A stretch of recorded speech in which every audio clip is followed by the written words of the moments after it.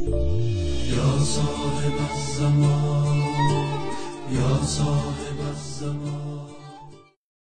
اعوذ باللہ من الشیطان الرجیم، بسم اللہ الرحمن الرحیم، الحمد للہ رب العالمین، والصلاة والسلام علی محمد وآلہ الطیبین الطاہرین۔ محترم ناظرین گرامی، آج ہماری گفتگو کا موضوع مولا امام زمان علیہ السلام کی حکومت کے مقاصد۔ ہم نے پچھلے پروگرام میں عرض کیا کہ مولا نے بالآخر ایک دن ظہور فرمانا ہے، اور علامات ظہور جب سامنے آئیں گی تو اس کے بعد مولا کا ظہور ہوگا،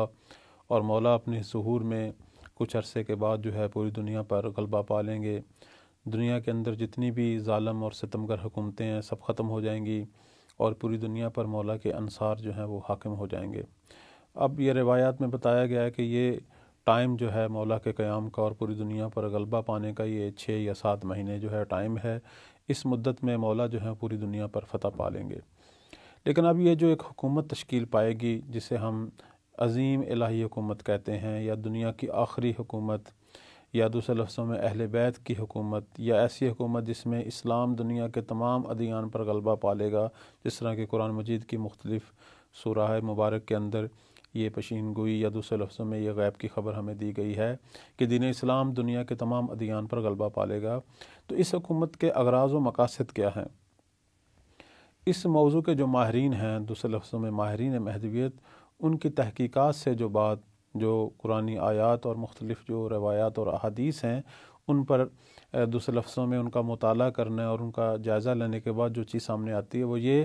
کہ اس حکومت کے ویسے تو بہت سارے مقاصد ہوں گے، لیکن اگر ہم تمام مقاصد اور اہداف کو خلاصہ کریں یا جمع کر لیں تو 2 بڑے مقصد جو ہیں وہ سامنے آتے ہیں۔ ایک مقصد جو ہے وہ دنیا میں معنوی ترقی، اور دوسرا جو ہے ہدف وہ عدالت میں وسعت۔ دیکھیں، پروردگار نے انسان کو اصل میں خلق کیا تھا کہ وہ قرب الہی کے مراتب کو طے کرتا ہوا کمال تک پہنچے، لیکن دنیا کے اندر جو صورتحال ہے اور گمراہ اور ستمگر لوگوں کی دوسرے لفظوں میں حکومتیں اور ان کے غلبے سے انسان کی معنوی روحانی جو ترقی کے راستے بند ہو گئے۔ اگرچہ دنیا میں مادی ترقی ہوئی ہے، لیکن انسان جو ہے وہ روحانی پہلوؤں کو نظر انداز کر گیا، اور بلکہ اسے نظر انداز کرنے پر مجبور کیا گیا۔ ایسے وسائل، ایسے ذرائع، دوسرے لفظوں میں ایسی رکاوٹیں سامنے آئیں کہ وہ روحانی پہلوؤں کی طرف توجہ نہیں کر سکا۔ البتہ غالب طور پر دنیا کی شکل یہی ہے۔ تو دنیا نے مادی ترقی تو بہت کی ہے، لیکن روحانی اور معنوی ترقی میں دنیا پیچھے رہ گئی ہے۔ آج ہم مادی وسائل میں پچھلے انسانوں کی نسبت بہت آگے ہیں، اور ہر دور میں انسان مادی اعتبار سے پچھلے انسان سے بہت آگے ہے، لیکن روحانی معنوی اقدار میں پچھلے انسانوں سے ہم بہت پیچھے ہیں۔ اس حوالے سے دن بدن انسان پیچھے کی طرف جا رہا ہے، اگرچہ مادی اعتبار سے جو ہے وہ آگے جا رہا ہے۔ مولا امام زمان علیہ السلام جب تشریف لائیں گے اور یہ زمانہ ظہور اللہ ہم سب کو دکھائے، تو امام کے زمانے میں مادی ترقی بھی بہت ہوگی، بلکہ آج کل کی مادی ترقی جو ہے اس زمانے کی مادی ترقی کے سامنے کچھ بھی نہیں ہے، کیونکہ جو روایات اور احادیث ہمارے سامنے آتی ہیں وہ یہ بتاتی ہیں کہ اس زمانے کے اندر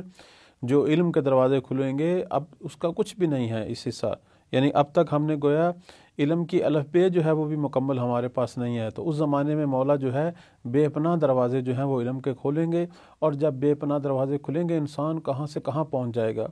مثلا مادی ترقی کا ایک نمونہ اس زمانے میں یہ عرض کروں کہ اس زمانے میں کوئی لا علاج مریض نہیں ہوگا۔ آج دنیا جتنی بھی ترقی کر لے، بہت ساری ایسی بیماریاں جن کا علاج ابھی تک دریافت نہیں ہوا، یا علاج دریافت ہوتا ہے لیکن انسان مکمل طور پر جو ہے وہ سالم نہیں رہتا۔ تو اس زمانے میں انسان آج کے انسانوں کی نسبت زیادہ صحت مند ہوں گے، اور دنیا میں کوئی بیماری بھی نہیں ہوگی۔ تو لیکن امام نے بے پناہ مادی ترقی کے ساتھ ساتھ لوگوں کو بے پناہ معنوی ترقی بھی دینی ہے۔ اس زمانے میں انسان جس طرح مادی ترقی کرے گا، معنوی طور پر بھی بہت آگے بڑھے گا۔ یعنی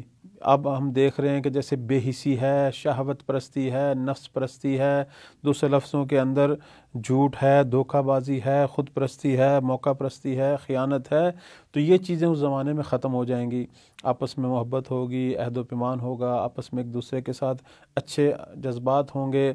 لوگ جو ہیں وہ کسی کے حق میں ظلم نہیں کریں گے، نہ کرنے دیں گے، ایک دوسرے کے ساتھ سچے ہوں گے،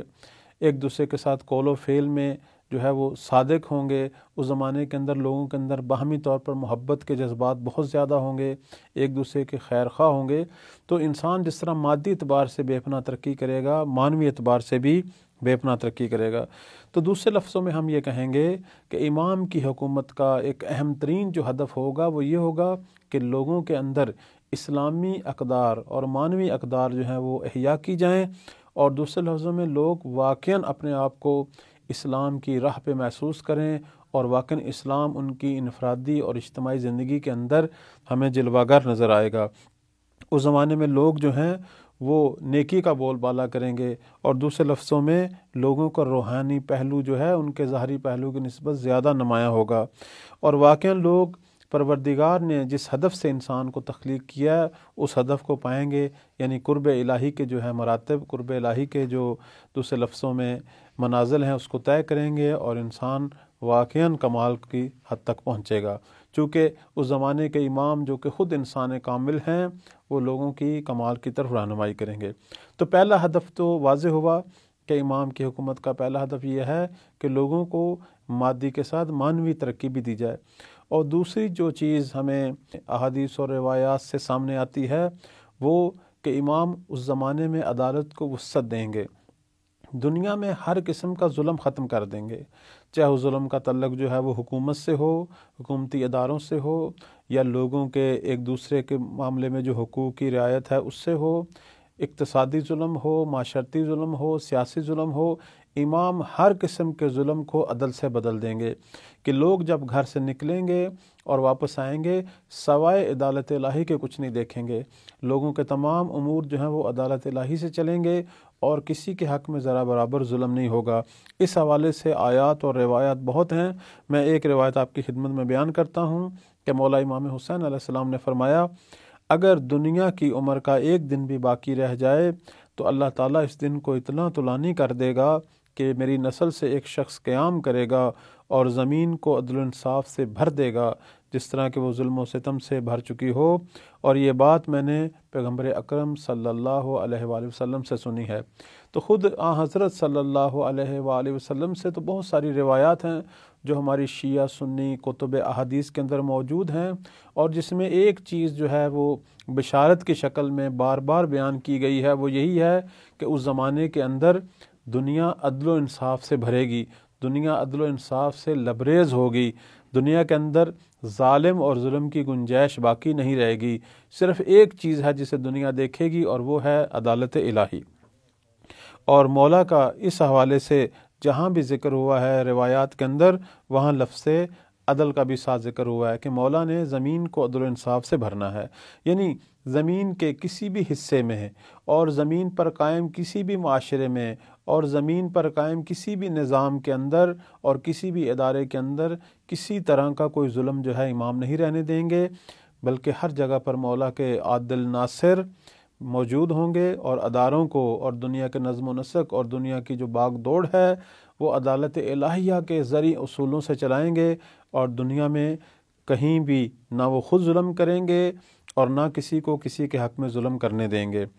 اور اس حوالے سے ہم ایک آیہ کریمہ جو قرآن مجید کے اندر دیکھتے ہیں، سورہ حدید کی آیت نمبر 17 میں پروردگار فرما رہا ہے کہ وَاعْلَمُوا اعْلَمُوا أَنَّ اللَّهَ يُحْيِي الْأَرْضَ بَعْدَ مَوْتِهَا۔ اس آیت کے اندر پروردگار یہ فرما رہا ہے کہ یاد رکھو اللہ مردہ زمینوں کو زندہ کرنے والا ہے۔ اب اس آیت کی تفسیر میں مولا امام موسیٰ کاظم علیہ السلام فرماتے ہیں کہ مقصد یہ نہیں ہے کہ زمین کو بارش کے ذریعے زندہ کرتا ہے، بلکہ اللہ تعالیٰ کچھ ایسے لوگوں کو بھیجتا ہے کہ جو عدالت کو زندہ کرتے ہیں، پس زمین عدل و انصاف قائم ہونے کے ذریعے زندہ ہوتی ہے، اور زمین کا زندہ ہونا اس بات کی طرف اشارہ ہے کہ امام مہدی علیہ السلام کی عدالت عام ہوگی جو سب جگہ قائم ہوگی، نہ کہ بعض علاقوں میں یا بعض لوگوں کے لیے۔ یعنی مولا کے زمانے میں، مولا کے ظہور کے زمانے میں جب مولا اپنی حکومت کو، اپنے سسٹم کو عدالت الہی کے ذریعے چلائیں گے تو پوری دنیا میں تمام لوگوں کو عدالت الہی میسر ہوگی، تمام لوگوں کے انفرادی اجتماعی امور عدالت الہی سے طے ہوں گے تو یہ لطف الہی جو ہے سب لوگوں کو حاصل ہوگا، اس لیے پوری زمین عدل و انصاف سے بھرے گی۔ اس لیے ہم دیکھتے ہیں کہ مہدوی روایات کے اندر جب بھی امام مہدی کا ذکر آتا ہے تو ساتھ یہ بشارت آتی ہے کہ یملا اللہ الارض عدلا و قسطا، کہ اس زمانے میں اللہ تعالیٰ زمین کو ان کے وجود کے ذریعے عدل و انصاف سے بھر دے گا، یعنی مولا کے زمانے میں تمام لوگوں کو عدالت حاصل ہوگی اور زمین عدالت سے لبریز ہوگی۔ تو بس ہم خلاصہ کرتے ہیں کہ امام مہدی کی حکومت کے دو ہی بنیادی ہدف ہیں، ایک معنوی ترقی حاصل ہونا اور دوسرا لوگوں کو وسیع پیمانے میں عدالت الہی میسر ہونا۔ اللہ تعالی ہم سب کو حقیقی معنوں میں مولا کی معرفت حاصل کرنے کی توفیق عطا فرمائے اور اس عظیم عالمگیر حکومت کے تحقق میں ہمیں بھی اپنا کردار ادا کرنے کی توفیق عطا فرمائے۔ السلام علیکم ورحمۃ اللہ وبرکاتہ۔